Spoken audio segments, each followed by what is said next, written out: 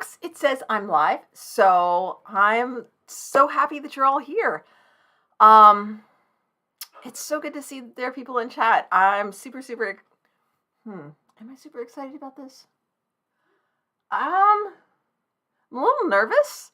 It feels a little weird.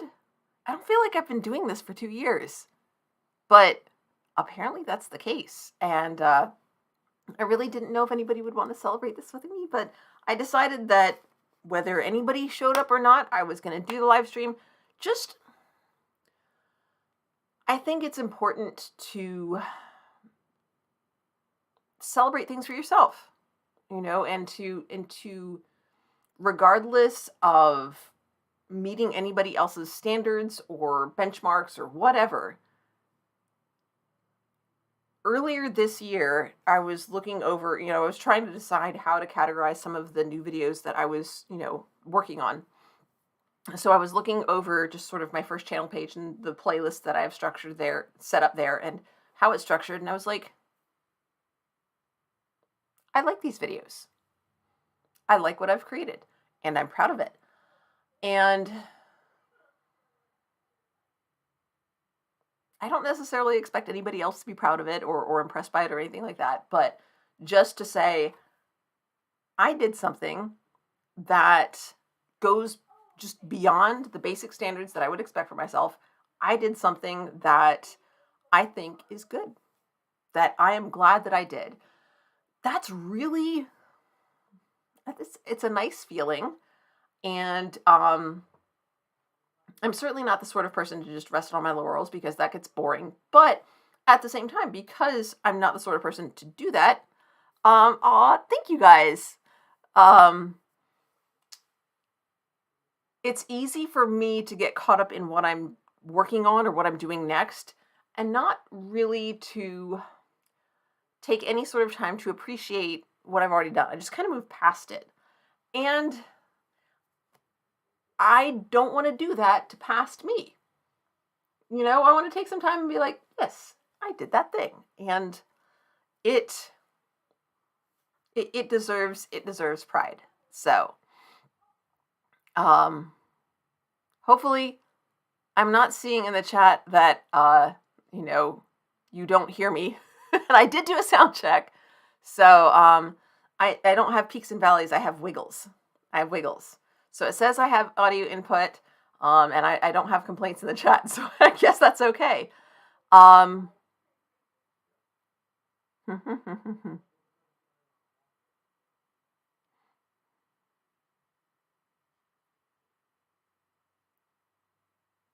So, hello humans, and thanks so much for joining me. So I guess I will get started.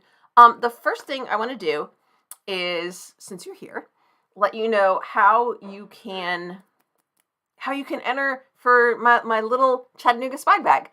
I think I'm sort of still putting it together, and next week we are now officially on Thanksgiving break, so I'm going to do some shopping, and I think I'm going to have some like buttons and magnets.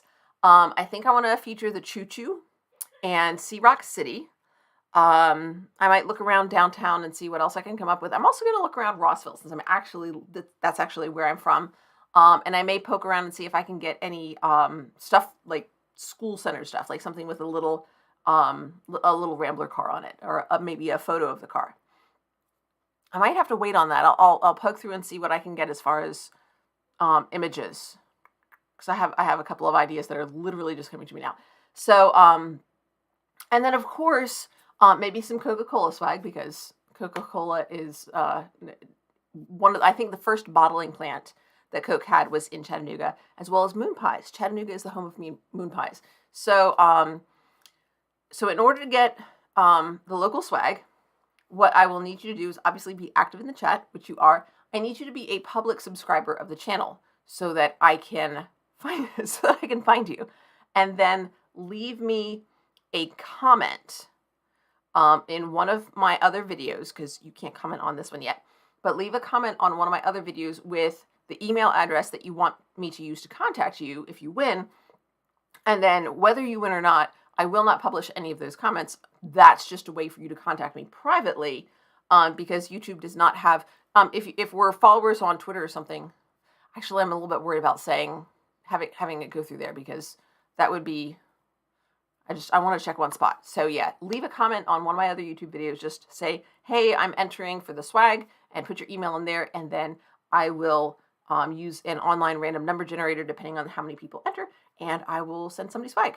And then I will email you and say, hey, what address do you want me to send it to? So yeah, you'll be getting real life physical swag from the Chattanooga area. So,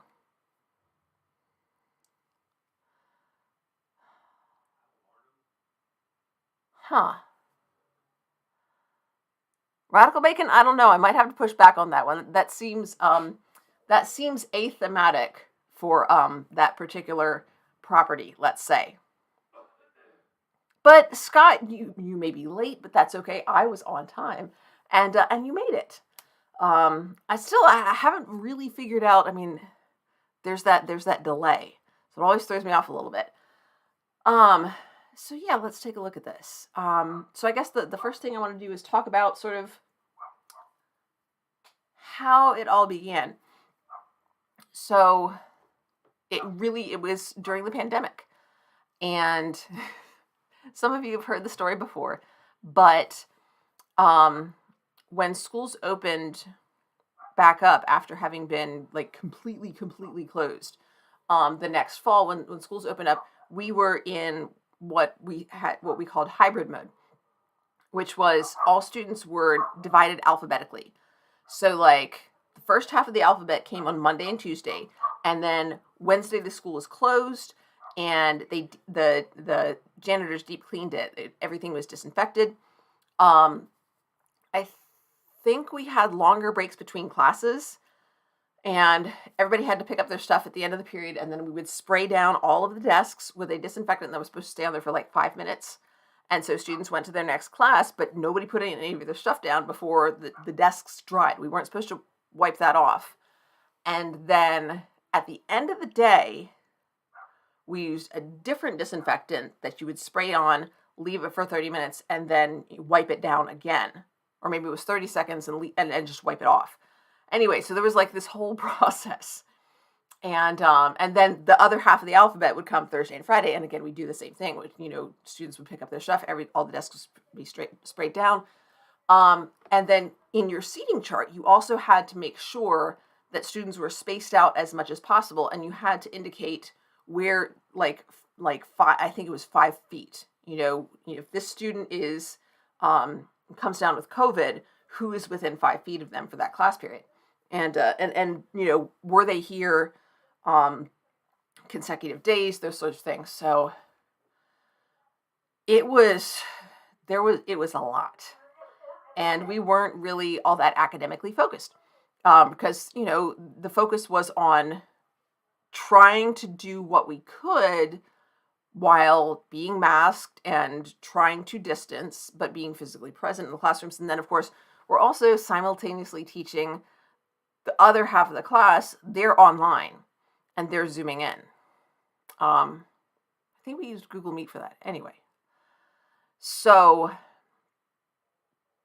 this is, all the way on through August. We start back in August, September, October, and starting into November. And then our case numbers started going back up, and we start hearing about some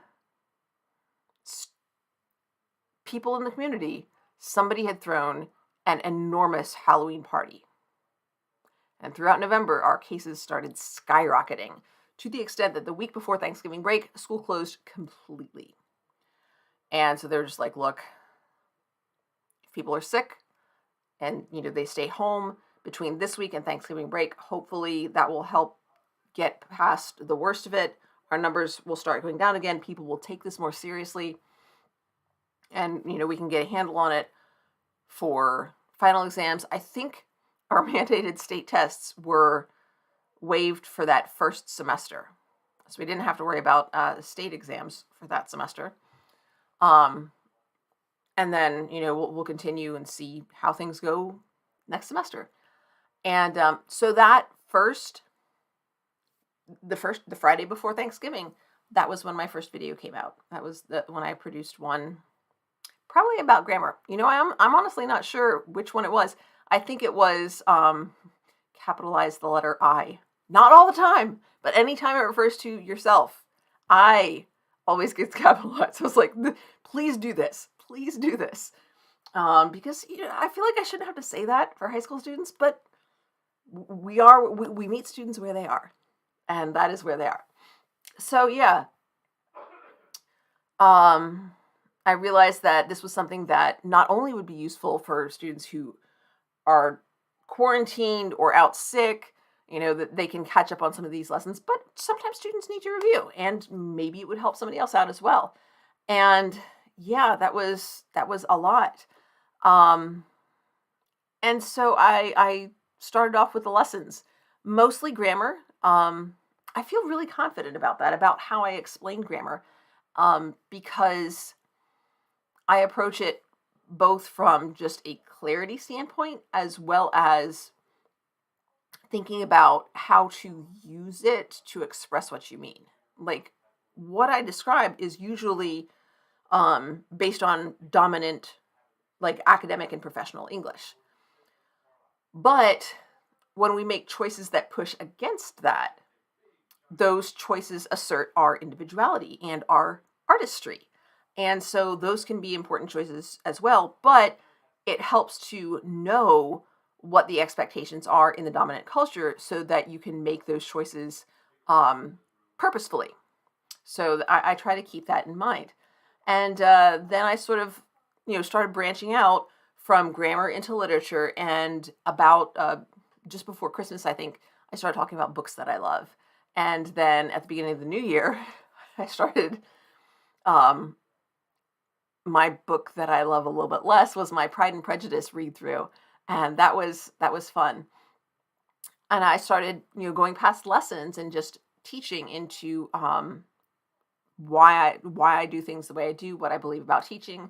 And Grammar Police was the first sort of issue video or rationale of why I do things the way I do. And then going into the next summer, I finished Pride and Prejudice, finally. And then I started my lessons on MLA format, which I think actually was the first lesson series that I feel like it's done. And again, nice little sense of accomplishment there. So yeah, that was the first summer then. And then going into the next school year, which was much more normal.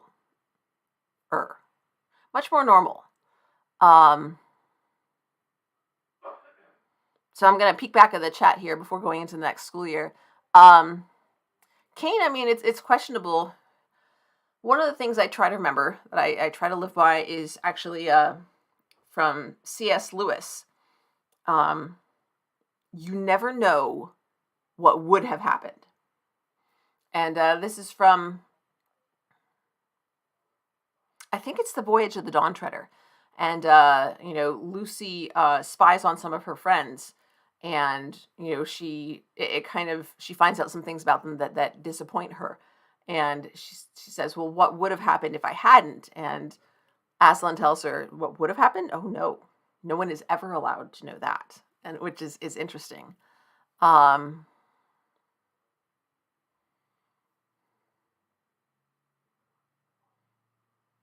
So I don't know how much obviously we accomplished less than we would have had there not been a plague, but it's difficult to know whether we accomplished more or less than we would have if we'd done things differently. Because I mean, the situation is still the same, and it's always a hard issue to deal with. Are we doing what's best?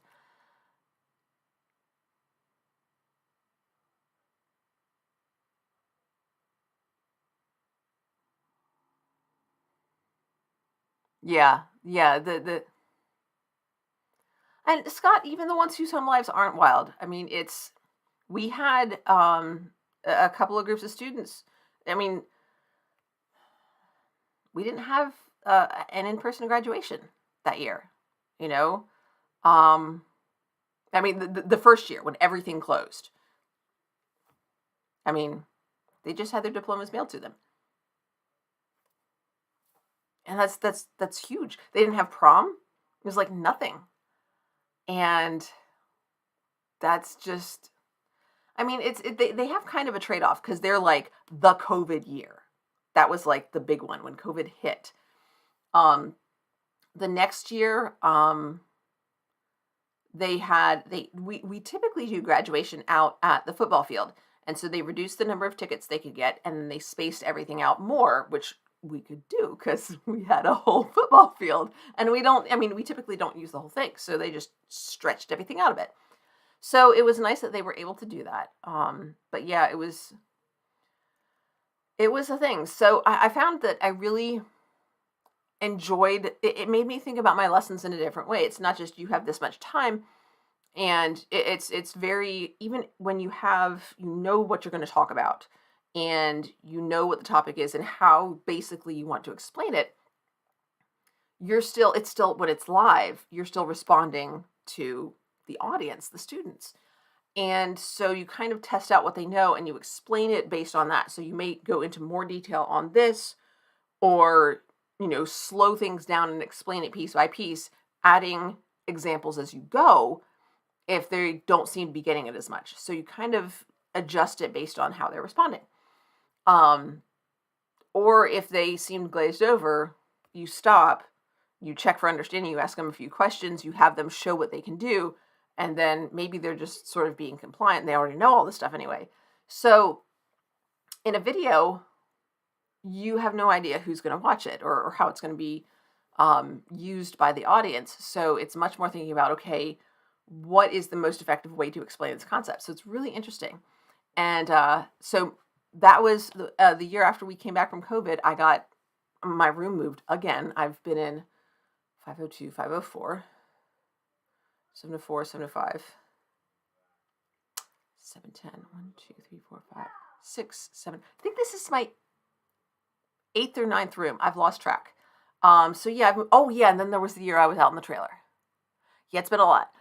So I got my room moved again, and I set that up, and I did another room tour video thinking about what I'm placing where. I was really, really actually glad that I got my room moved that year and not this year, because that was the year that they put up the touch screen boards. So they took down all the projector screens, and I had my beautiful whiteboard, the full whiteboard. I said, no, I want the touch screen board over on that wall. So now I have my full whiteboard, and I have the view screen on another wall. And then I did my Maleficent video, which I want to do more fandom stuff, but sometimes I feel more rambly about that. And I have trouble, I still struggle. I haven't watched a movie and I don't know how long. When we watch movies here, I generally have to, get up and leave and come back. I don't have that much focus back yet. And so I had my video about my late work policy and teacher planning time, and those were kind of popular, and those are issues that are perennial. And then at the beginning of this calendar year, I started the Saturday 6, which has really, really, really been helpful and challenging for me, because sometimes, especially like the week of the show, like next week, when I start looking at, okay, what am I going to put in there? I don't have anything. And so I start thinking about what I've been through and, what the high points of the last 2 weeks have been. And sometimes it's hard to come up with some stuff. But I think remembering that I am looking for that has been really helpful, and having that awareness of, I need to be paying attention to the things that I'm glad about. I was continuing with books I love. I'm thinking about that. I finished a couple books recently that I'm thinking about including for there. And I also partnered with Georgia Public Broadcasting, and I worked on a video lesson for their Let's Learn Georgia program, which I have linked down there. And developing that was a lot of work, going back and forth about, which standards it should be aligned with, what I'm going to be explaining, things like that. We worked on a couple of different ideas before settling on compare and contrast essay structure. And I started my How to Adult series, which I have a video about taxes that I'm theoretically working on, but like it just hasn't been calling to me. So I've done some other stuff in the meantime. And I had my first video that broke 1,000 views, which is how to rock the dunk tank, which is kind of amusing because it was like, you know, not exactly impromptu, but it was fun to make, and it was, it was fun to be on the dunk tank. It was a little chilly, but it is amusing that, one of my most popular videos is about people throwing stuff at me to get me dunked underwater. So it is what it is. I guess that's what it's like to be a teacher. Hey Andrew, I'm glad you made it.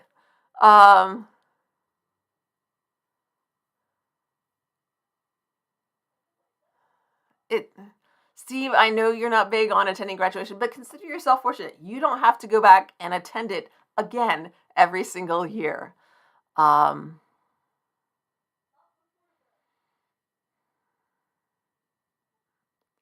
Scott, I'm glad you're taking some time to rest. That is awesome. Good for you guys. Yeah, I really enjoy, and I enjoy encouraging people to think about what's going well in their own lives as well. I think that's, it's what I have as my just sort of pop in description.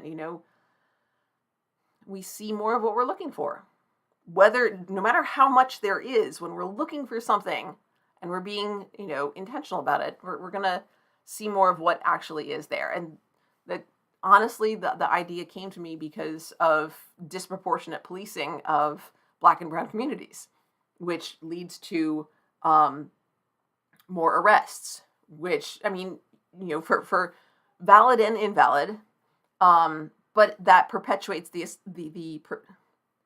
perpetuates the perception that there's more crime in those communities, which then is used to justify the, continued increased disproportionate policing.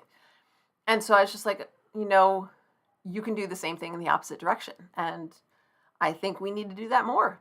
And we need to encourage other people to do that more. And so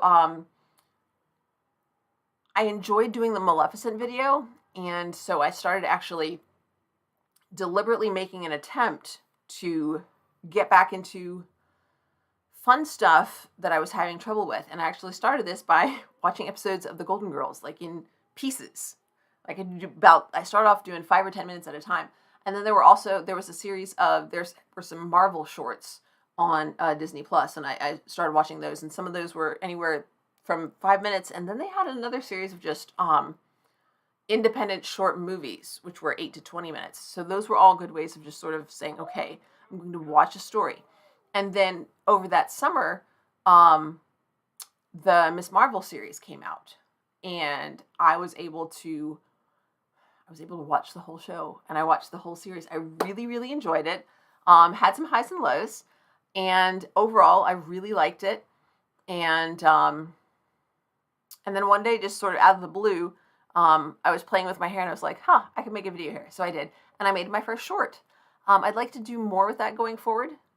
It's really an interesting challenge to think of how do you smush everything down in under a minute, because those suckers have to be really short to be a short. And then August was when the GPB lesson went up, and that was really cool. So I have that linked down in the description. It was interesting to see how they took like the video footage of the lesson, and then they spliced in some like classroom type footage and some other shots that they used to support that. That was really, really interesting.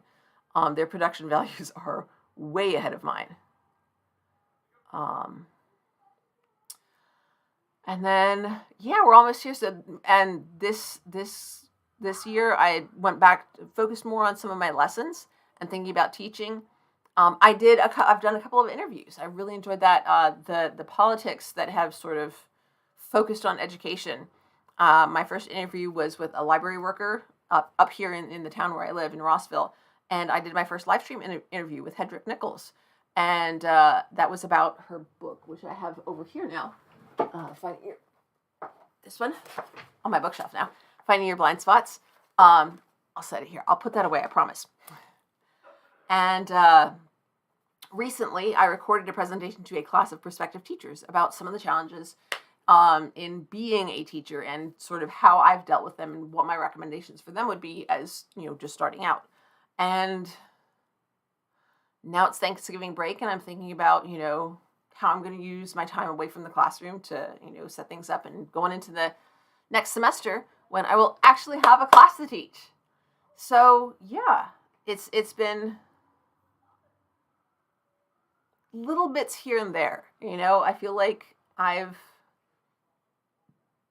learned some things, but it hasn't been like big things. I do think I have some more visual awareness. That's something that I've been working on with limited success. I do have an Instagram, and I don't post to it regularly, and I keep meaning to. Like, I enjoy taking pictures and looking around, and I love driving to work in the sunrise. Thank you, time change. I would stay on standard time all year if we could, because I hate driving to work in the dark. But yeah, driving to work at sunrise, I really like that. I don't take pictures then because, driving. And I think I'm also a little bit, especially working on the lesson videos, has helped me see and think more clearly about how concepts fit together. And it also, in terms of like where I'm going to put them. So obviously I have my grammar playlist and my literature playlist and my writing playlist. But like with the MLA series, I was thinking about, do I want to include this in writing or do I want to make it its own stuff? And then I'm also still thinking, I have, a bunch of them on there, and not all of them show up at the same time because, you have to scroll. You can only see so many at the same time. So thinking about how to set that up so that it features things in ways that lead into the rest of the series. So I'm still thinking about that, and about, again, it's about how they fit together. And I think that helps me in the classroom as well, because I'm also thinking about which writing skills fit best with which pieces of literature, which texts as we're studying. How do we integrate those and those kinds of things as well? Something else, other things that I've learned, the dunk tank one, when I was going back and looking at it, I'm like, it's really an outlier. So there's kind of a sweet spot as a teacher that you can hit between, in the sense of making just enough of a fool of yourself. Like, you don't want to look like a fool, but you want to show that you can be relaxed and you can laugh at yourself, and you can also have a good time. So, and that it's a tricky balance to strike. Because if you make a fool of yourself, then you lose respect. But if you're willing to laugh at yourself and have fun, then you gain respect. So it's really interesting to look for opportunities to do that effectively. So, so I have some things that I'm working on. I'm thinking ahead.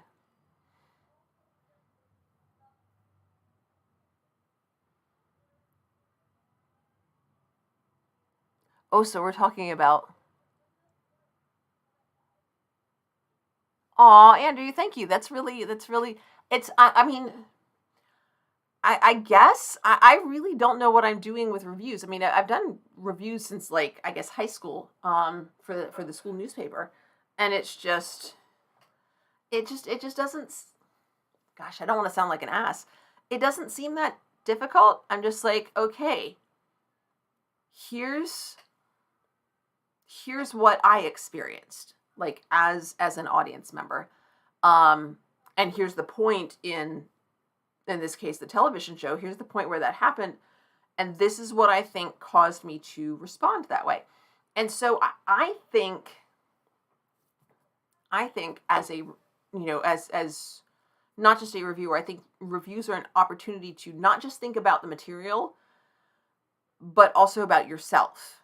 because it's going to be different for each person. So, um, I want to talk about what I noticed, but not just what it did well or did poorly, but also sort of what it caused me to experience and what also I brought to the the experience to watching it that may have that intersected with my viewing of the show, the episode that created that. Um, so it's about learning a little bit more about the show and maybe seeing things that you didn't when you watched it, but also seeing how my prior experience just as a human being is going to be different from yours and how that intersected with the created work to create my own personal experience. So it's really interesting to think about. I don't know. It's not solely detached. And I think personally, I think that makes a review more interesting.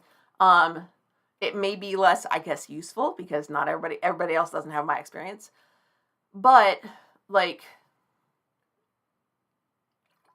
back in my day, when it was Siskel and Ebert, I mean, I won't say I always agreed with Ebert, but he just tended to have whatever experiences he'd been through tended to give him an outlook that was usually similar to what mine would often be when I watched a movie. So that was, and it's interesting to think about, what makes you respond in the same way as this person instead of in the same way as this person. And I know, Steve, you and I have had conversations about that recently, very recently, like with Little Miss Sunshine, and then also with the I think the most recent episode of DS9. We definitely had, because we talked about some of the things that we saw the same thing, and it just came across differently to us. And I think those things are really neat. And we can discuss the fact that we see this differently and how it's okay for you to be wrong.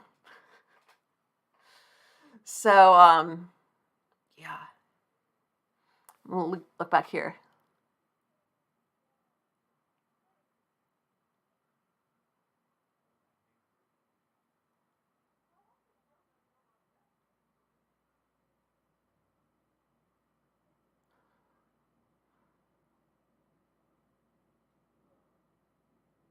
Ghost Whale,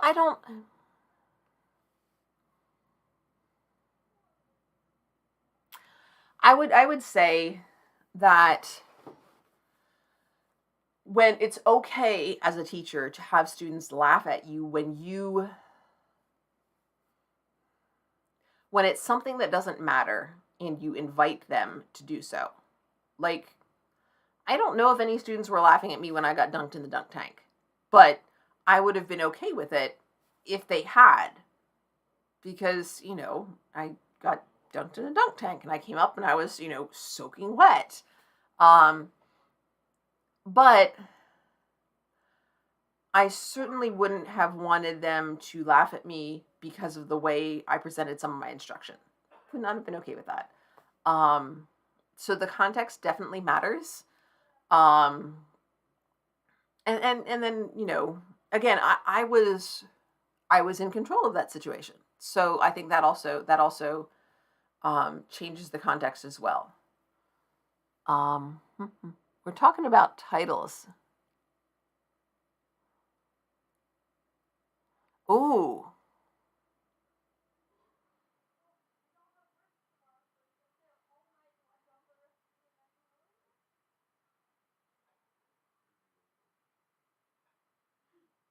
Hmm. Oh, well, no, governor, I think, would be also masculine.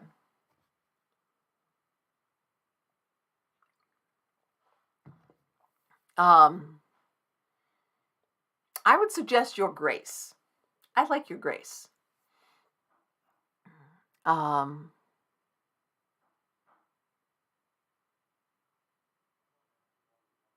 and yeah, Scott, I think that's a good idea. Twitter poll.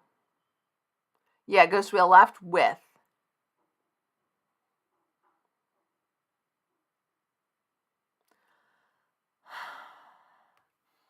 Was it Siskel and somebody? Because it became Ebert and Roper after Siskel left.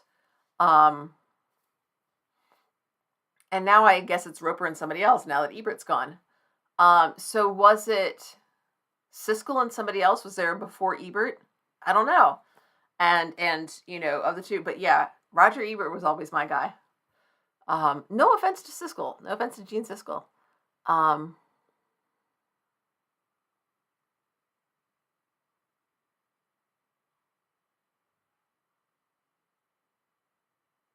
and thank you. I think I'm good at it too, but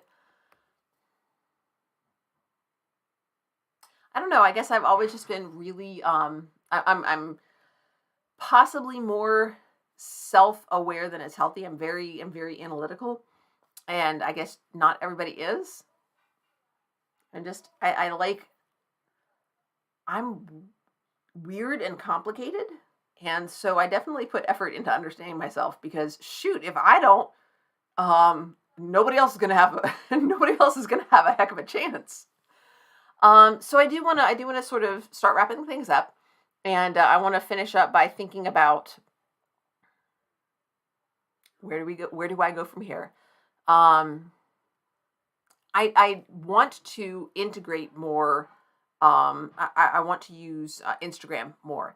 I had started doing a series of like inspirational type posts because I'd really noticed that there's like men's inspiration, which is like strength and fortitude and persistence, and then there's women's inspirational posts, which are like joy and hope and believing in yourself, and just the aesthetic is just like it's so binary.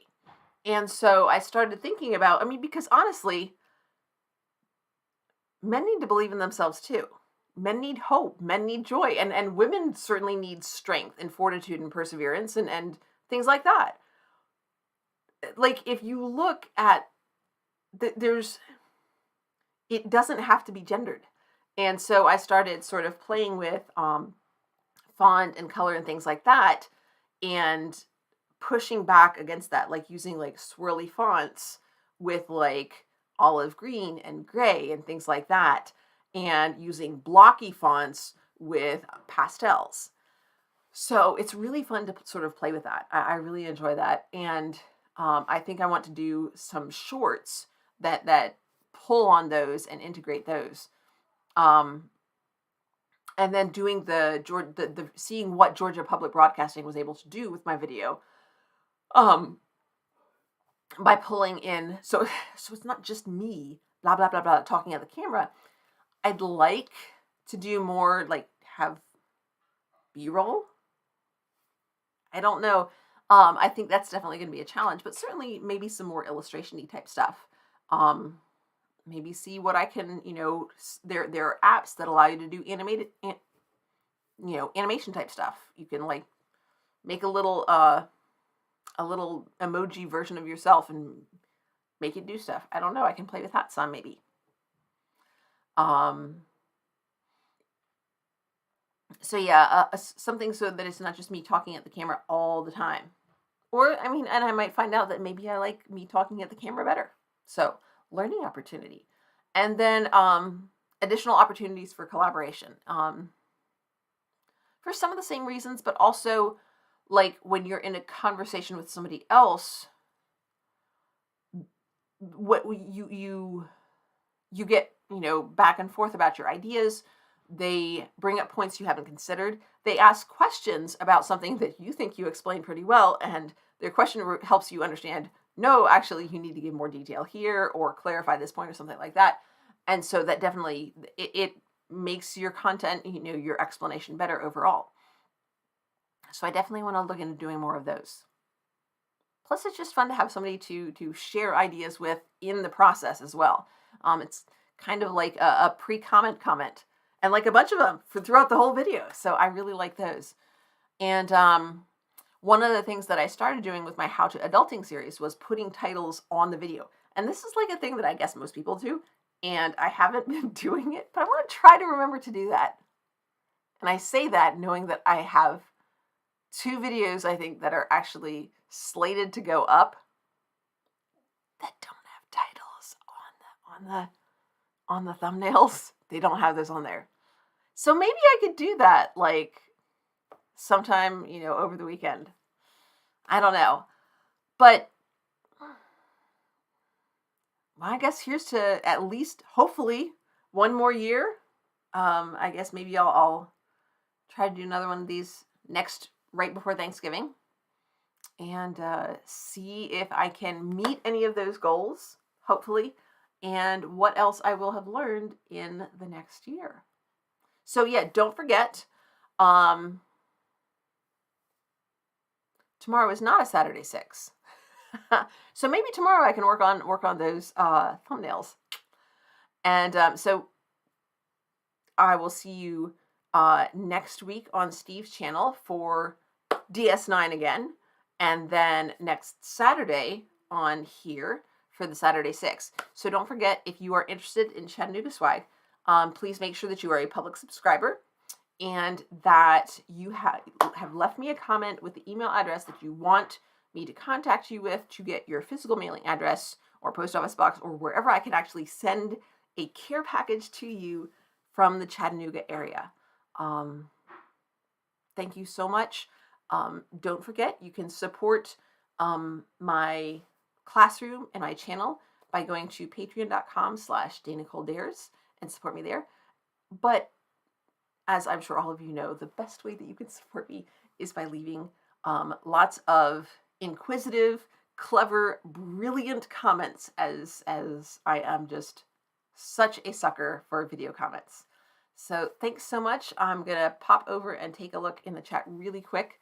And also, if you guys have suggestions for things that you think I should work on,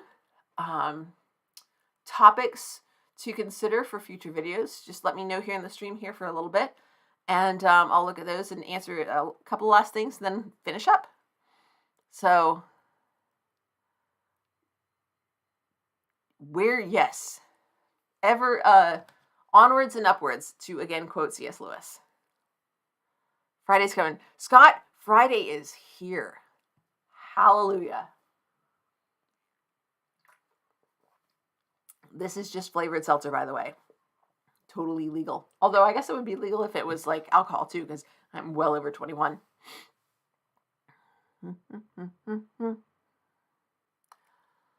I do bisexual lighting. I do kind of plain lighting. It's just like, they're just like the new LED bulbs. It was at what's at the grocery store. Yes, I have an Amazon teacher wish list. Actually, fun, I have put on some international candy boxes because next semester I'll be teaching world literature. So, interestingly enough, there's like a whole bunch from Japan and a whole bunch from Mexico. And then, and a few from Turkey. But other than that, it's been pretty sparse. I think I have one from Venezuela and one from Italy. So I'm going to be poking around to see if I can find international treat boxes so that when we do a unit on a particular geopolitical area, I can say, okay, so here we go. Here are some things to try and be curious and, inquisitive and, I don't want to say open-minded exactly, but knowing that this is going to be different. It's not going to be what we're used to. I think candy and snacks are a good way to try to approach that because you're expecting something delicious, but what's delicious for somebody else may not be something that you even enjoy at all. It's going to be unfamiliar, and familiarity is really important for enjoyment, for likability. So yeah, I mean, like I've got some Cheetos, and I have Sour Patch watermelons, which I love. But I mean, somebody from, I don't know, Great Britain, Andrew, I don't know. Do you enjoy Sour Patch watermelons? I don't know. So I'm really hoping that it'll be a good way to introduce the idea of exploring the unfamiliar with students. Andrew, I have not had any luck. I've tried twice, and they haven't been. I've purchased them, and they've not come through. Like they've either said I think once they said they were out of them, but yeah, twice I got my money refunded. I may try that again over the next week.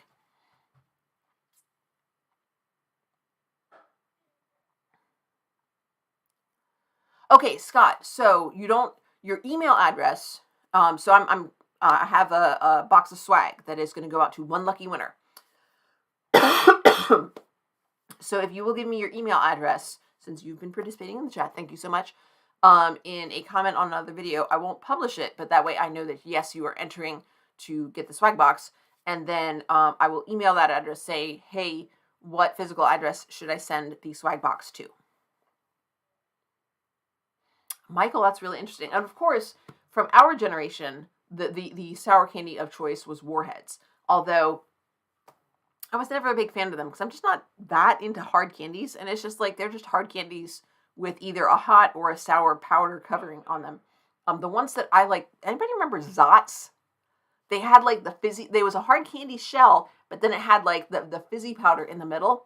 So you would suck on it, and all of a sudden, like after a little while, the shell would break through. My mouth is watering thinking about it, and then you would like fizz on your tongue. It was really cool. Dump, dump, dump, dump.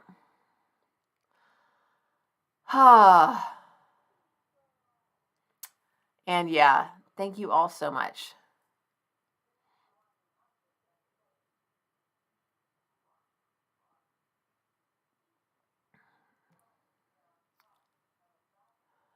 So yeah, I've really enjoyed making the videos, and I think it has helped me become a better teacher, maybe even a better person. So if you haven't done stuff like this, try it out. Try new things. It's good for us as human beings. Stretch your boundaries, stretch your borders, and be curious. Always be curious and look for the joy around you. So I guess that's it for tonight, and thank you all so much. Hope to see you next week. Not sure what we're watching, but Steve will have it on his channel. It's DS9, and we'll play Wordle together. Good night, all. Good morning. Goodbye. Have a wonderful rest of your day. I love you. Bye.